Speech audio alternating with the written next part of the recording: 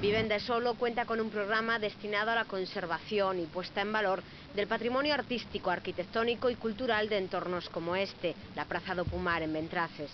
Se trata de proteger, rehabilitar y mejorar.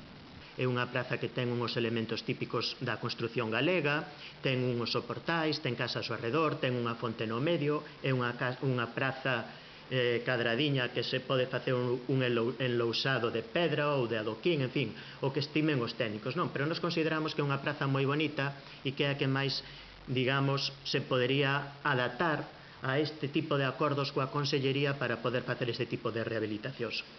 El último fin de este programa, al que podría adaptarse la reforma de la Praza do Pomar, es el asentamiento de población en el rural. El Grupo Municipal del BNG de Barbadás ha presentado ya la propuesta en la delegación y cuentan con el visto bueno del delegado. Ahora quieren el apoyo del Concello.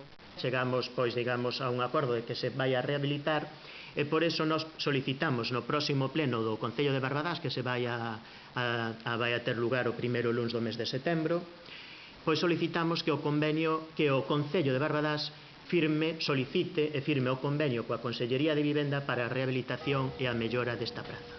El proyecto incluiría la modificación del enlosado, establecer, mantener y rehabilitar todos los elementos que ya contempla la plaza, pero sin modificar su tipología.